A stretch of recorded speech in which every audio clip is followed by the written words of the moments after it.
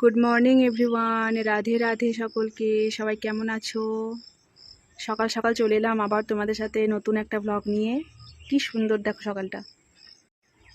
তো ছেলেকে স্কুল দিয়ে চলে এসেছি। আজকে তোমাদের সাথে একটা নতুন জিনিস আমি শেয়ার করব।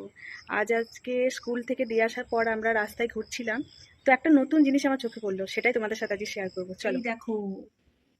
আচ্ছা বলো তো তোমরা, এটা কি শাক? বলো এটা কি শাক? আশা করি তোমরা চিনে ফেলেছো। আশা করি এটা কি শাক। তো এখানে এই শাক পাওয়া মানে হচ্ছে ভগবানের দর্শন হওয়া। তো আমি হঠাৎ আমার চোখে পড়ে গেল শাকটা দেখে, আমি এত খুশি হয়ে গেলাম যে আমি ভাষায় প্রকাশ করতে পারবো না। তো সঙ্গে সঙ্গে আর দেরি না করে আমি এতগুলো শাক তুলে নিলাম। এই দেখো কত শাক, বুঝতে পারছো? কত শাক, হিউজ অ্যামাউন্ট, অনেক শাক, মানে যত ছিল শাক আমি সব সব তুলে নিয়েছি। তো সবগুলো আজকে আমি রান্না করব। তো রান্নাটা আমি কি করে করি সবটা তোমাদের সাথে শেয়ার করবো, দেখতে থাকো তোমরা, ঠিক আছে? চলো টাটা।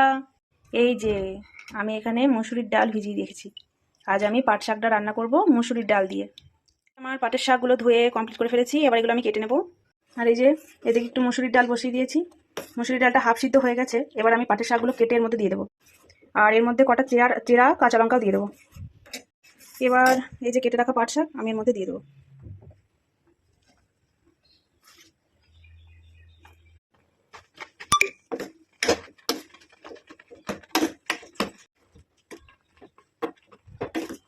শাকটা আমি বেশিক্ষণ ফোটাবো না। শাকটা খুব বেশি ফোটালে খেতে খুব একটা টেস্টি হবে না। মোটামুটি 2 মিনিট মতো আমি সিদ্ধ করে নামিয়ে নেব। তারপরে এর মধ্যে ফোড়ন দেবো শুকনো লঙ্কা আর রসুন। একটু বেশি পরিমাণ রসুন ফোড়ন দিতে হবে, খেতে খুব ভালো লাগে। আর একটু শুকনো শুকনো হলে নামিয়ে দেবো। চলো বাকি প্রসেসটা তোমাদের দেখাচ্ছি। আর হ্যাঁ, যেটা বলতে ভুলে গেছিলাম, এর মধ্যে দিয়ে দেবো আমি পরিমাণ মতো হলুদ, পরিমাণ মতো লবণ।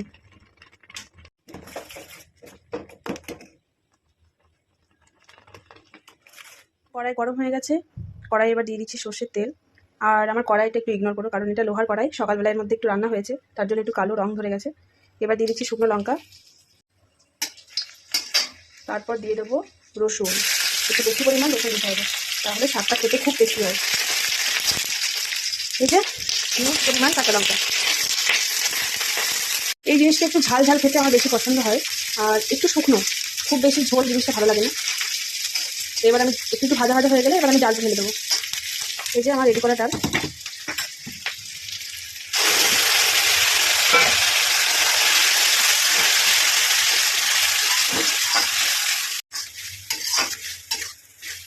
চলো আমাদের ডাল রেডি হয়ে গেছে, এই দেখো। এবার আমরা শাকটা নামিয়ে নেব। খেতে কিন্তু অপূর্ব সুস্বাদু হয়, তোমরা বাড়িতে ট্রাই করে দেখো, খুব সুন্দর হয়। গরম গরম ভাতের সাথে এরকম শাক হলে বাস, একতলা ভাত কখন শেষ হয়ে যাবে বুঝতে পারবে না। তো চলো আমিও খেয়ে নিই, তোমরাও সবাই খেয়ে নাও। ভিডিওটা আমি এখানেই শেষ করছি। আর শাকটা অপূর্ব খেতে হয়েছিল, অপূর্ব। তোমরাও ট্রাই করে দেখো। দেখা হচ্ছে পরের একটা ভ্লগে।